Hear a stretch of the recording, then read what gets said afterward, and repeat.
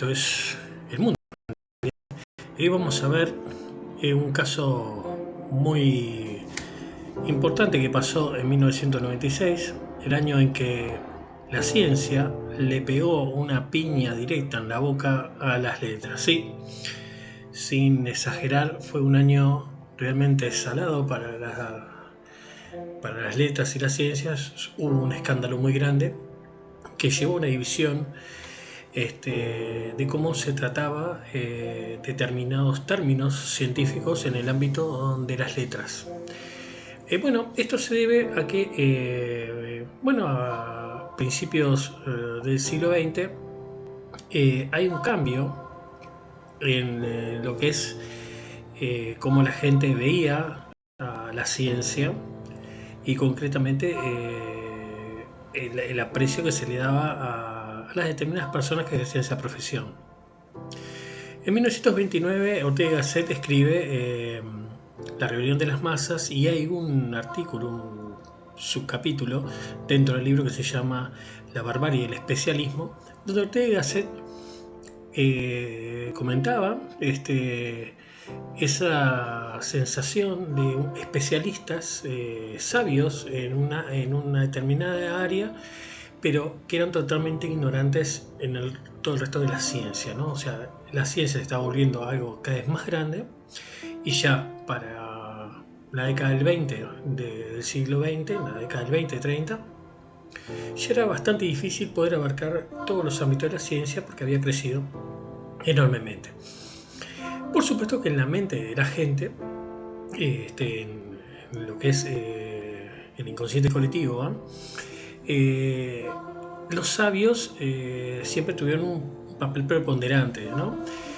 Principio, los grandes oradores, filósofos, gente de manejo de palabras, era considerada gente, muy inteligente, hasta que irrumpieron los inventores durante la década de 1850 hasta el presente, pero sobre todo entre 1850 y 1920, hubo una explosión de inventores, gente que cambió totalmente la forma de vida para siempre de la humanidad. Tenemos que para esa misma época aparecen en primer lugar los matemáticos, científicos, gente que uno no sé muy bien qué hacía, pero que era muy estimada y tenía un alto prestigio en la comunidad, ¿no? Es decir, ahí aparece Einstein, ¿no? El primer, digamos, físico, matemático en realidad, que llega al pueblo y es reconocido como uno de los hombres más inteligentes del mundo, o sea, proclamado por las masas, ¿no? Y bueno, obviamente, ¿no? Los inventores de cohetes, los grandes ingenieros, los científicos encargados de mandar al hombre a la luna, y por qué no, los físicos teóricos que trabajan en esas máquinas impensables en donde la gente común y corriente no tiene la menor idea de lo que están haciendo ahí. Pero la apreciación que tiene de la totalidad de la población con respecto a esas personas es que son personas muy inteligentes, que son, digamos, lo mejor de la humanidad, en fin. Esa es una apreciación sesgada, obviamente, ¿no? Sobre todo después de la Segunda Guerra Mundial, donde la ciencia pierde su inocencia, en fin, eso está todo bien, pero en el ámbito académico, ser un físico nuclear, ser un matemático, ser un genetista, tenía un alto prestigio. ¿Por qué les digo todo esto? Bueno, por lo que va a pasar después y por lo cual es el motivo de este video. Pero antes, para que tengan una idea de lo que les estoy hablando, del año que me refiero, ¿no? Que es el año de 1996, veamos qué pasaba en ese momento ahí, ¿no? O sea, qué cosas interesantes pasaban. Bueno, una de las, digamos, de las noticias así que marcó el 96 fue la muerte de Mitterrand, el presidente francés, ¿no? Un hombre de una trayectoria política muy importante en Francia y que creó un vacío de poder importante, ¿no? También fue el año que se descubrió el cometa Hyakutake, un cometa espectacular, una cola hermosa, como hacía mucho tiempo que no se veía. También fue el año que se estrenó Dragon Ball GT, la continuación de Dragon Ball Z, y para aquellos amantes del anime fue todo un evento, ¿no? También fue el año en que Deep Blue le ganó a Karpov la famosa partida de ajedrez, la primera vez que una máquina le ganaba a un ser humano en el ajedrez. También es el año donde empiezan a aparecer el síndrome de las vacas locas. En ese momento no se sabía qué era, qué lo provocaba. Que llegó a unos años después a descubrir cuál era la gente, que era un prión, era una proteína mal plegada por alimentar homólogamente a las vacas, es decir, alimentaban las vacas con huesos de vaca, lo cual generaba este problema. Para ese momento fue algo tremendo porque no se sabía la causa y llevó a pérdidas importantes. También fue el lanzamiento del mercado de Nintendo 64, la máquina que cambiará totalmente la idea de juego familiar, ¿no? Entonces, para aquellos nacidos antes del 96 o que son fanáticos de los videojuegos, acá está el precursor de toda esta locura actual, ¿no? También fue el lanzamiento de Hotmail, ¿no? Un sitio web donde tenía el correo gratuito. Hotmail, el creador de Hotmail lo vendió un año y medio después a Microsoft por 400 millones de dólares en una de las ventas más importantes digamos, de la industria informática en la historia. En ese momento era algo impresionante, algo impensable, porque Internet estaba despegando y fue un evento tremendo, ¿no? También fue el año donde nació Dolly, el primer animal clonado, la famosa oveja, lo cual marca un hito en la biología molecular. Fue el año de las Olimpiadas de Atlanta, del año 96. También fue el año del atentado, a los pocos días de haber iniciado un supuesto atentado, donde hay mucho río de tinta escrito al respecto, incluso hay una película. Fue el año donde se separan los Ramones, los iniciadores del punk, que influenciaron tremendamente a los Sex Pistols. En este año fue que se separan totalmente. Una de las bandas más emblemáticas de este tipo de música. También fue un año catastrófico para los escaladores del Everest. En esa temporada del 96, en una tormenta murieron 8 alpinistas, algunos de los cuales todavía están ahí, no lo han bajado porque digamos, es imposible. Quizás en algún futuro se logren bajar los cuerpos, pero marcan el camino macabramente hacia la cumbre. Ese año fallecieron 14 personas. También fue el año en que se separó Lady Di y Carlos de Gales. La separación de la nobleza más importante para aquella gente que sigue The Crown. También fue el año que murió Gilda junto con su hijo, el conductor y 3 músicos en un accidente horrible de ómnibus en Argentina, donde murió esta mujer que tiene una voz espectacular.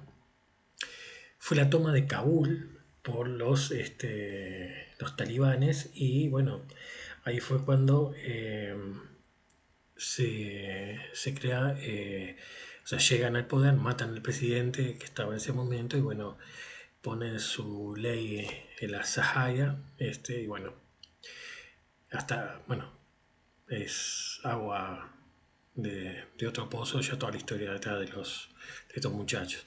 También es el año que matan en plenas Las Vegas a Tupac, de varios tiros, y hasta hoy en día no se sabe quién fue que lo mató, ni por qué, ni cómo, ni cuándo.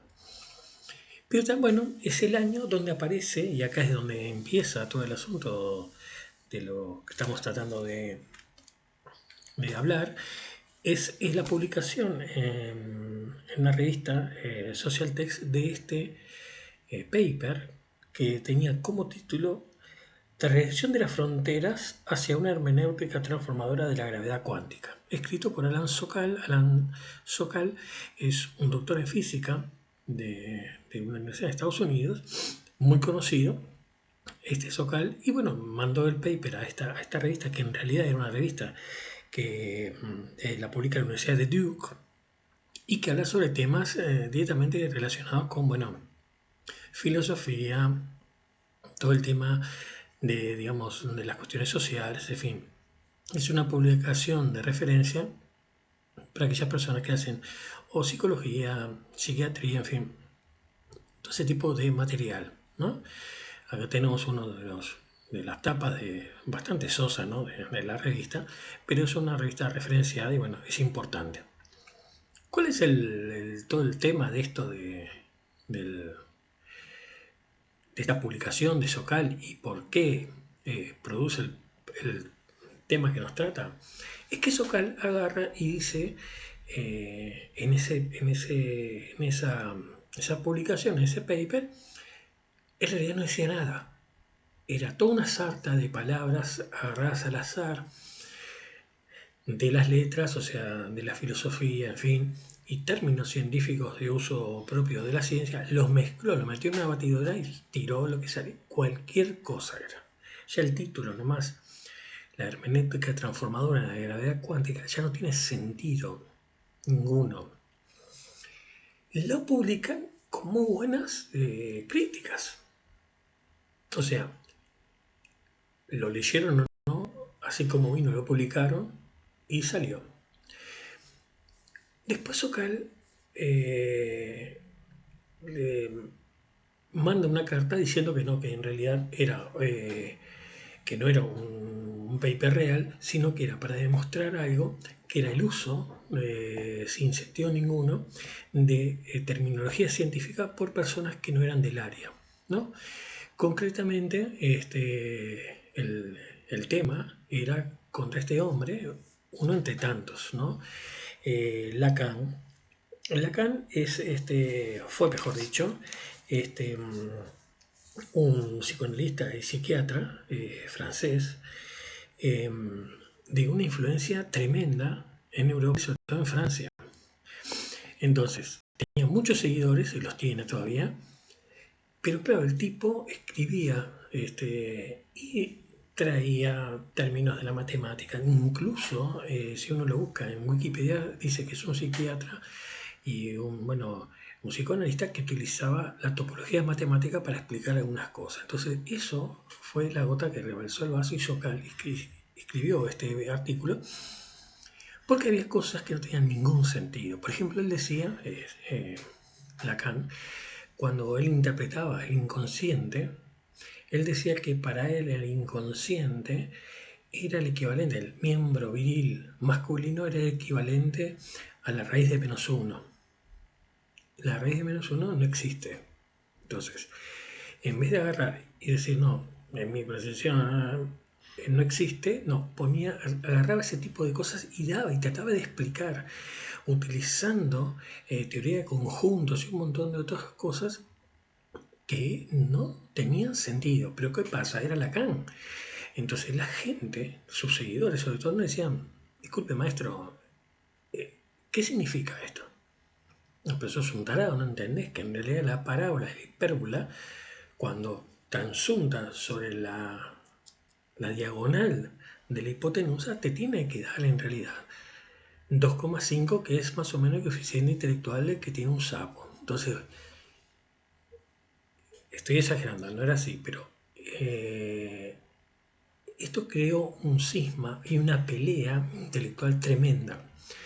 Esa pelea intelectual tremenda entre defensores y detractores de Sokal los lleva a él con otro hombre a escribir un libro que tiene una importancia interesante, que es ¿no? Es Impostura Intelectuales, que lo escribe Sokal, que era bueno físico, y Jean Bricmont, que es un físico belga, un teórico belga, que bueno, empiezan a armar toda una serie de argumentos de por qué era toda una serie de peroratas sin sentido lo que escribía Bricmont, lo que escribía Sokal, pero aparte otra gente importante de las letras y de la filosofía y que estaban directamente relacionados con las universidades francesas en realidad, en París. Tenemos que tener en cuenta lo siguiente. Hay una fuerte presencia de izquierda dentro del pensamiento filosófico, ético y bueno, filosófico francés. ¿no? Tenemos a Sartre, tenemos, en fin, este, a un montón de gente este, que son de inclinación de izquierda. Cuando sale Imposturas Intelectuales, muchos de los defensores de Lacan decían, claro, este hombre es de derecha y, bueno, considera un enemigo político, ¿no? Pero no era así, era que realmente estaban tomando terminología que no correspondía a aplicaciones que no tenían sentido. Entonces, el tema es que, bueno, estalla todo y hay toda una polémica porque no solamente le dan palo a Socal, ¿no? Sino, bueno, también cae Julia Kristeva. Julia Kristeva es una filósofa y tiene, bueno, una escritora francesa que es búlgara. Después saltó hace un tiempo atrás de que aparentemente trabajaba con los servicios secretos búlgaros. Ella lo niega, todo lo demás, pero bueno, el tema es que ella estaba muy influenciada por Lacan y utilizaba mucho de este, su lenguaje un poco oscuro para explicar cosas que eran aún también más oscuras. Este hombre es Paul Virilio. Paul Virilio es un teórico cultural y un urbanista, es un hombre de un palo que es autodidacta, pero que tiene que ver con el urbanismo y por alguna razón también en sus escritos escribe mucho y utiliza mucha terminología que no corresponde realmente al tema de él. Otro es Gilles Deleuze. Gilles Deleuze es un famoso filósofo francés que también utiliza mucho terminología que no aclara lo que quiere decir. Este hombre, muy conocido, es Bruno Latour, filósofo, sociólogo, en fin, un tipo este, con una amplia carrera y también en muchos de sus escritos aparecen fallos, ¿no? Este, y después tenemos a Félix Gualtieri, eh, que es, bueno, psicoanalista, filósofo, semiótico, este, que también caen en los análisis de Sokal y Bremont. ¿Qué pasa? Muchos de ustedes quizás ya han visto o hayan escuchado, ¿no? Personas que hablan sobre temas sobre física cuántica, ¿no? Que es un área de punta de la física, donde se trabaja con elementos de la materia que constituyen la materia, digamos, que constituyen los átomos, que constituyen los electrones, las partículas más fundamentales, y donde en ese mundo se comportan diferente a lo que se comporta en la física normal y corriente, ¿verdad? La física cuántica no respeta o tiene otras reglas distintas a lo que pasa en el mundo físico macro. Pero ¿qué pasa? La indeterminación cuántica, el hecho de que el gato está muerto y vivo, ¿no? Que lo han usado como ejemplo para un sinfín de cosas que no tienen razón de ser y no se aplican. La relatividad general, que es lo que es relativo, que lo ha agarrado, y bueno, existe un relativismo filosófico, y es a esa gente, o a esa, digamos, a esa fuente que apuntaba los dichos de Sokal y Brigmont. ¿Por qué? Porque se apropiaban de palabras que tenían un significado en el mundo físico, digamos, teórico, pero que no tienen un significado real en el mundo tradicional. ¿No? Porque todo es relativo. No todo es relativo. Las cosas son o no son muchas veces. Digo, que uno tome una decisión y que esa decisión tenga determinadas consecuencias, bueno, sí.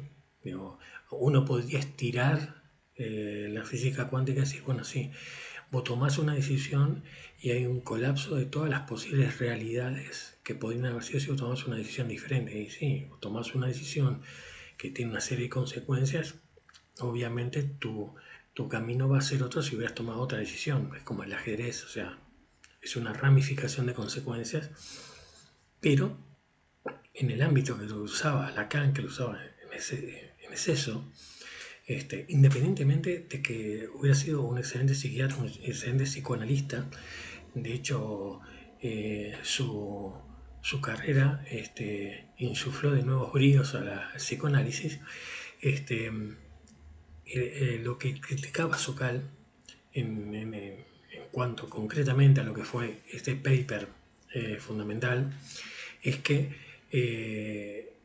esas palabras estaban de más. Yo la pregunta que me hago y que siempre me he hecho, que me enteré de esto hace unos años en facultad, que fue cuando lo vi, no tenía idea, viví por el mundo de un montón de años sin saber de todo este drama a nivel de las ciencias tradicionales y las letras, ¿no? ¿Y por qué hay una tirantez tan grande entre la gente que hace historia, filosofía, en fin, a la gente que hace física y otras carreras, ¿no? Yo considero que todo conocimiento es complementario, no excluyente entre sí. Para mí que todo va de la mano de lo que es el prestigio. ¿Sí? Por ejemplo, lo que decía al principio, para principios del siglo XX, el prestigio estaba en la física de punta, que estaba descubriendo un montón de cosas, después en los cohetes, en la maquinaria de los ingenieros, actualmente quizás en los virólogos, en fin. Salvo que hoy en día hay una problemática asociada a la tecnología y la ciencia que lleva a un cuestionamiento totalmente lógico de parte de la filosofía si el camino que se está tomando está bien o no, que es lo que se ocupa la filosofía, la historia. Muchachos, el hecho de que ustedes tienen opiniones, los científicos tienen opiniones, tienen ideas propias, o sea, que la ciencia no es neutra, en fin, un montón de cosas muy interesantes y que sí, que da para el debate y que es muy interesante. Ahora, si yo trato de ganar cierto prestigio vistiéndome como la ropa de los otros, o sea, utilizando una serie de nombres muy pomposos y que no tienen ningún significado, solamente para impresionar al que me está escuchando, bueno, ahí hay ciertos puntualizaciones. ¿Por qué? Porque primero que el receptor no está entendiendo lo que vos estás diciendo. Y no te contradice porque tenés una autoridad intelectual superior, entonces quedas como un banana, o esa es la idea general en Occidente. Si vos le preguntás a tu maestro, vos, escuchame, no te estoy entendiendo un choto de lo que me estás hablando, no sé de qué corneta me estás hablando, qué significa, ¿no? Que el miembro viril en el imaginario psicológico sea igual a raíz de -1. Por el amor de Dios, no estudié matemáticas justamente para no bancarme todo este montón de vejigadas, ¿no? Pero aparte, el uso de la topología matemática, que aparte es una rama, digamos, de la geometría mucho más avanzada, que se necesita un backup matemático importante, digo, es una de las materias que se enseñan acá en la facultad en tercer año, segundo año, o sea, tenés que tener ya atrás un montón de cosas aprobadas para poder empezar a dar topología, en fin. Y eso simplemente por el hecho de, bueno, parecer más inteligente o más sabio que lo que realmente es. Los defensores de Lacan terminaron diciendo que, bueno, no entendían ni Sokal ni Briquemont, no entendían el idioma críptico que usaba Lacan para enseñar. Pero que sos un decodificador de la máquina Enigma, digo, ¿qué sentido tiene vos enseñar algo que tus alumnos pueden entender cualquier cosa y vos se lo das crípticamente? ¿Qué clase de enseñanza? ¿Qué hace criptología en vez de psicoanálisis? Entonces, en el libro, que ahí ya profundiza mucho más lo del artículo, trae un montón de ejemplos, trae un montón de ejemplos de charlas, libros que se publicaron y que uno ve el uso desmedido de terminología que no tiene ningún sentido. Hay momentos que parecen Lelutier, incluso Lelutier con la famosa frase de la hermenéutica trasteca, la peripatética, dicho de los dichos socráticos, que es un juego de palabras muy inteligente. Lelutier tiene un nivel muy superior a algunas cosas que dice Lacan que no tienen ningún sentido. Es todo bla bla bla bla bla. Dawkins, el geneoísta, escribió que Lacan por alguna razón, los franceses tendían a una verborrea extrema, ¿no? A un idioma muy florido, en fin. A mí me parece que la motivación es algo más simple, y mucho más humana. El hecho de eh, sentir el aplauso, ¿no? Y las loas de los demás, porque eso es lo que caemos todos los seres humanos buscamos el reconocimiento de los demás, por eso es que se nos tenga buen aprecio y todo lo demás es algo muy buscado. Si no, no habría actores, no habría cantantes, no habría un montón de cosas, no habría políticos, ¿no? Que lo que buscan es el crecimiento del ego. Más allá de que los budistas nos dicen que estamos locos, lo cual sí, ¿no? Este, porque el ego lleva al hecho de uno, bueno, buscar siempre, ¿no? Cuánto me gusta tengo en Instagram, cuánta buena percepción tengo. Y no es joda, sino, vean ustedes el juicio este último de Johnny Depp y Amber Heard, Amber, no, a ver, olvídense de verla en el cine por mucho, mucho tiempo, gente, ¿no?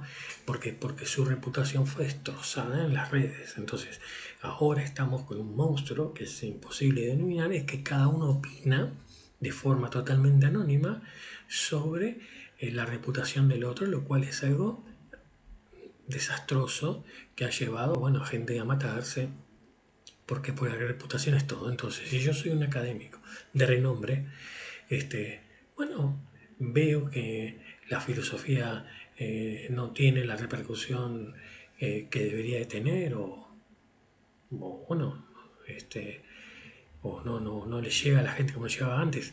Tengan en cuenta lo siguiente. Yo le pasé una lista de eventos del año 96. ¿Por qué? Porque muchas veces los académicos, y me refiero a todos los académicos, ¿no? Tanto en letras como ciencias, ¿no? Piensan que el mundo está pendiente de ellos. El mundo está pendiente de otras cosas, está pendiente del fútbol, está pendiente, ¿no? De los últimos chubreos de la farándula, en fin. Digo, en realidad no son la Torre de Marfil que en su momento fueron, ¿no? ¿Por qué? Porque la mayoría de la gente no tiene idea, o capaz que leyó en pie de página de una noticia, bueno, Socal escribió esto, ay, qué horrible, qué espantoso. De hecho, la noticia del chino que clonó, del científico chino que clonó dos nenas, se las clonó no, le editó el genoma, este, sí, bueno, pasó, qué horrible, pasó con una noticia ahí y ya está. La noticia de cuando se rompió el embalse que contaminó todo un río, que liquidó la vida, o sea, la vida de ese río recién va a repuntar acá 50 años con un embalse de lavado de oro que tenía mercurio y arsénico en proporciones descomunales, barrió todo el río y llegó hasta el Amazonas, hasta la salida del Amazonas, mató todo lo que encontró por el camino. Un desastre ecológico monstruoso, peor que el de Exxon Valdez. ¿No? Salió, qué horrible, qué espantoso, pim, pim. Bueno, ¿cuál es la próxima noticia? Sí, bueno, mataron a 5 en un...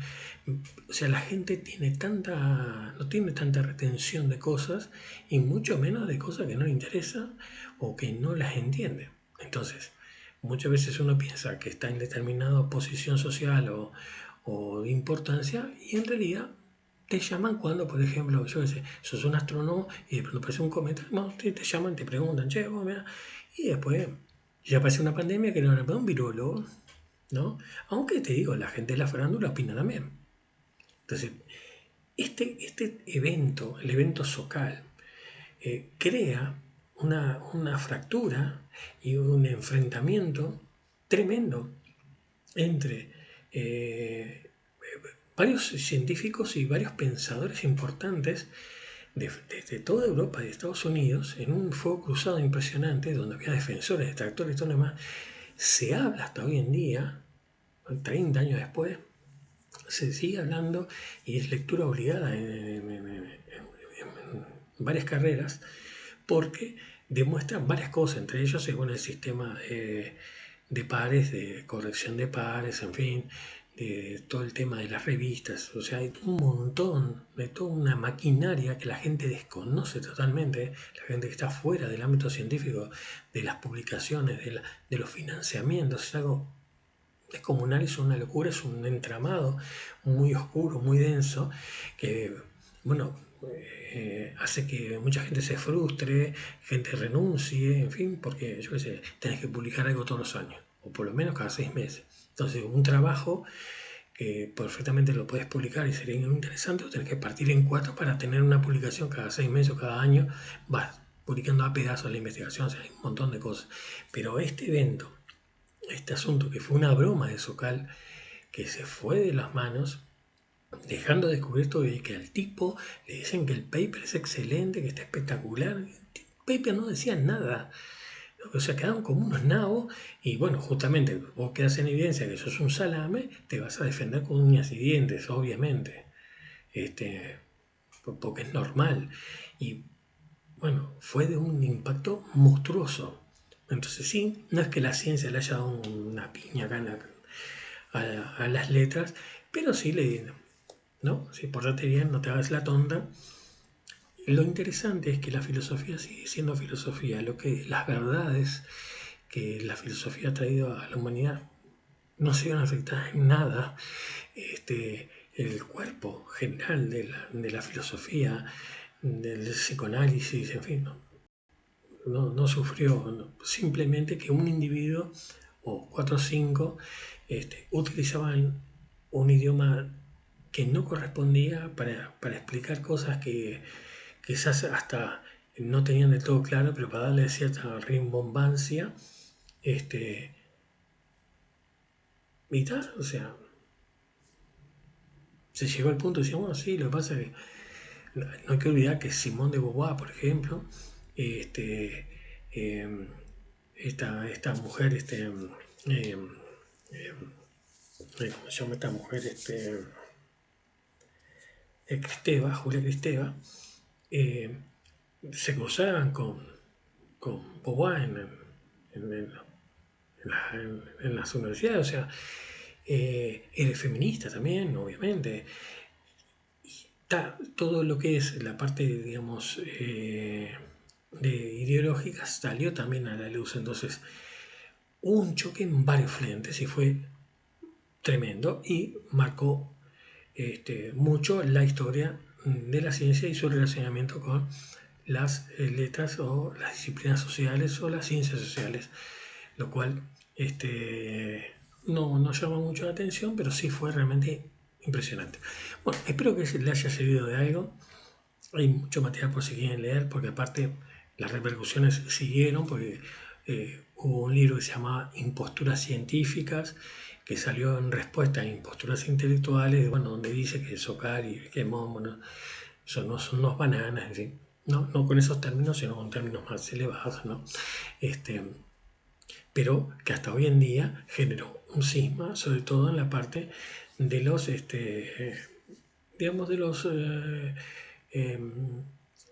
del pensamiento, digamos, relativista, o este, pseudo relativista en lo que es la filosofía. Por supuesto que cada uno tiene sus opiniones y es impresionante, es importante eso, pero que hubo un tremendo impacto y una llevada a la arena pública que demoró poco, ¿no? Porque sí, porque pierde interés al poco tiempo, pero que por primera vez llegó a un enfrentamiento real entre dos columnas básicas del conocimiento, como es la filosofía, las letras y la ciencia, la física, la matemática, así de frente. Bueno, chumeríos del mundo universitario, del mundo académico. Así que bueno, nos veremos en la próxima. Un abrazo grande desde acá de Montevideo, Uruguay. Soy Rubén de Gravia. Nos vemos dentro de unos días, muchachos, muchachas, muchaches.